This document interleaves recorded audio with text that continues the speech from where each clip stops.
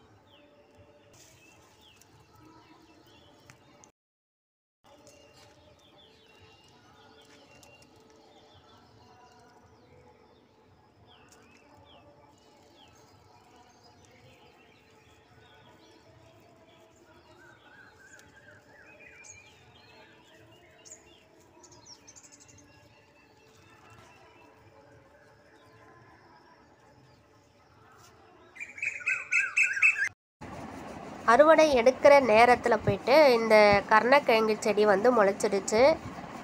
அதனால் நான் என்ன பண்ண போகிறேன்னா, இதை வேறொரு தொட்டியில் நான் நடவு செய்ய போகிறேங்க.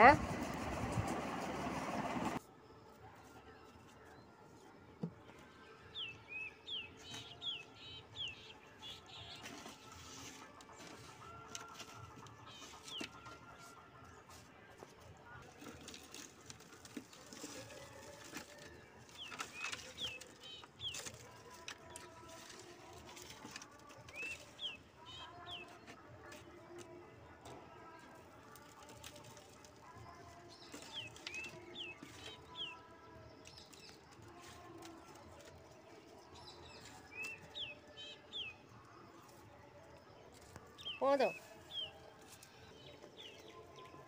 போன வீடியோவில் நீங்கள் பார்த்துருப்பீங்க, சேப்பக்கிழங்கு அறுவடை எடுத்திருந்தோம். ஆனால் அதில் பார்த்தோம்னா கோரைப்புல் அதிகமாக வளர்ந்துருந்தனால நம்மளுக்கு அவ்வளோவா சேப்பக்கிழங்கு அறுவடையில் கிடைக்கல. ஆனால் இதில் கோரைப்புல் நாங்கள் வளர விடலை. அதனால் சூப்பராக நம்மளுக்கு விளைச்சல் கிடச்சிருக்குங்க.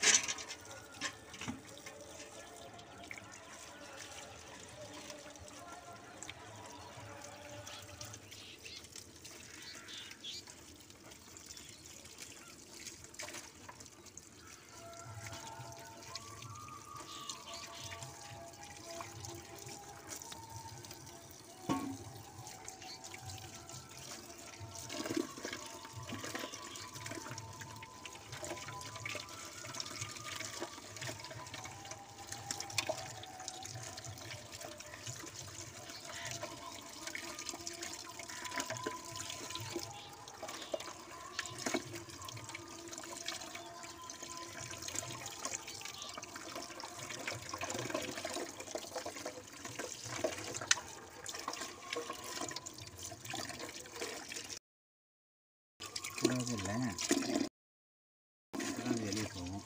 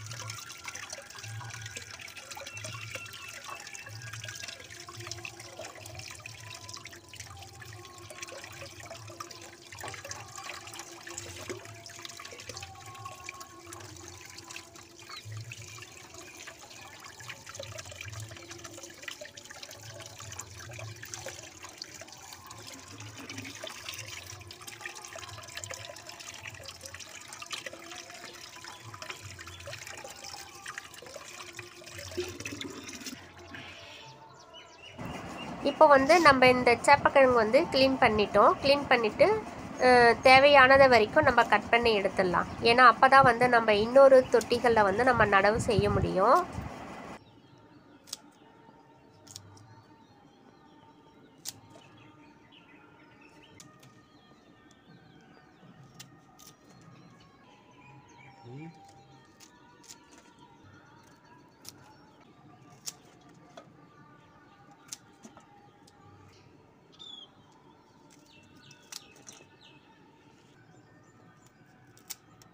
இப்போ வந்து நாங்கள் மறுபடியும் வந்து க்ளீன் பண்ணுறோங்க.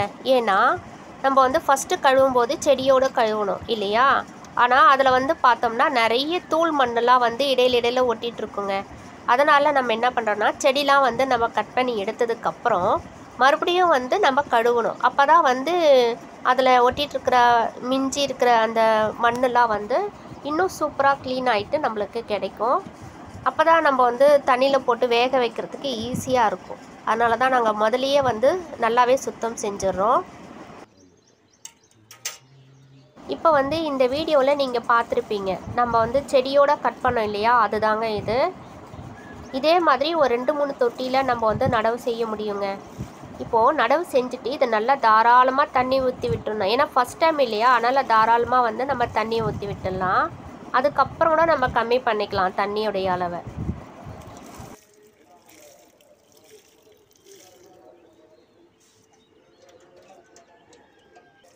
அதே மாதிரியே கருணக்கிழங்கு செடியும் நம்ம வந்து நடவு செஞ்சோம் இல்லையா? அதுக்கும் வந்து நம்ம தாராளமாக தண்ணி ஊற்றி விட்டுடலாங்க.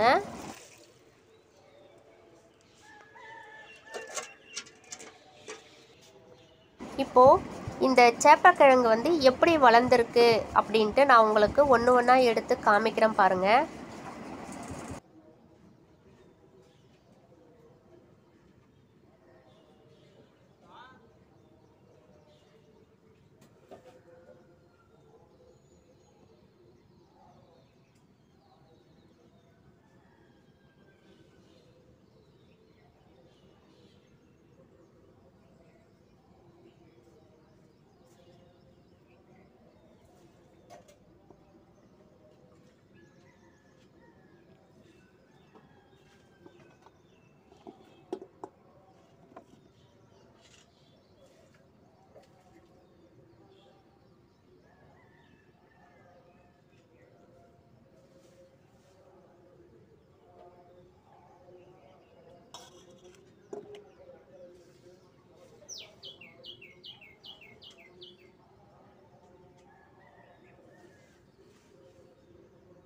இன்னும் டிராகன் மாதிரி தெரியல, கட்டாய மாதிரி போயிடுச்சு. ஆனால் கொடி கொடியாக போகுது.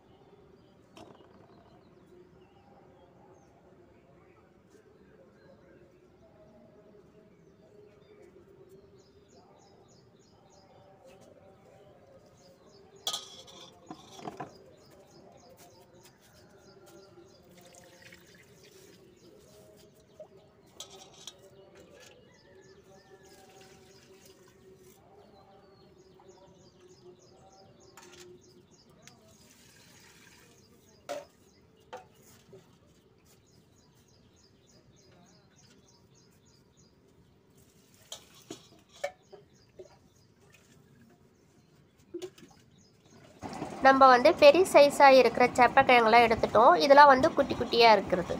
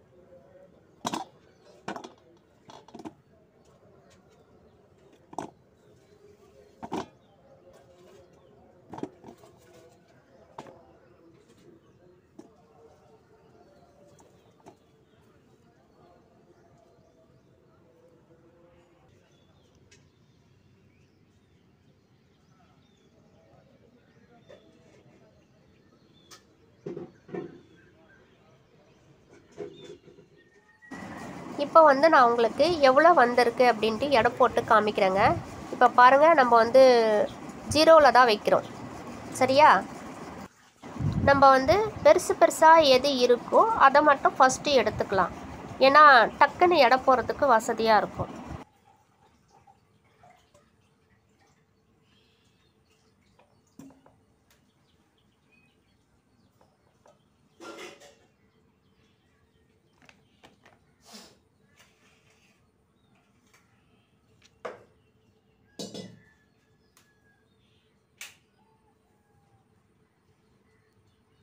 இப்போ பாருங்கள், 1 கிலோ வந்துடுச்சுங்க. உங்களுக்கு வீடியோவில் தெரியுதா? நம்ம வந்து பெருசாக எது இருக்கோ அந்த சேப்பக்கிழங்கு மட்டும்தான் எடுத்திருக்கோம். இன்னும் இருக்குது. அதை வந்து இதுக்கப்புறம் எடை போட்டு காமிக்கலாம். ஏன்னா இது வந்து 1 கிலோ எடுத்த ராசு தான், அதுக்கு மேலே போடக்கூடாது. அதனால் எடை போட்டது வரைக்கும் எடுத்துடலாம்.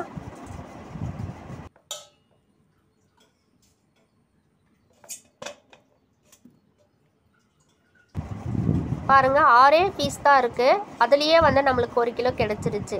அந்த அளவுக்கு சூப்பராக விளைச்சல் வந்து இந்த தடவை அருமையாக வந்திருக்கு.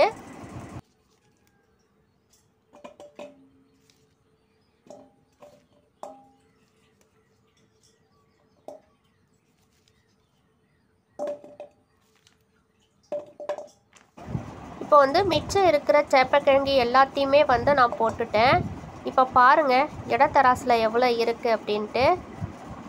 கிட்டத்தட்ட 632 கிராம் வந்திருக்கு. 1.5 கிலோவுக்கு மேலே நம்மளுக்கு கிடச்சிருக்குங்க. ஒரே ஒரு தொட்டிலிருந்து மட்டுமே நம்மளுக்கு ஒரு பேசன் ஃபுல்லாகவே நம்மளுக்கு வந்து சேப்பக்கிழங்கு வந்து ஒரு தொட்டிலிருந்து மட்டும் நம்மளுக்கு கிடச்சிருக்கு. சூப்பரான விளைச்சலுங்க இது. சரிங்க, அடுத்த வீடியோ வரும் வரை காத்திருங்கள். நன்றி, வணக்கம்.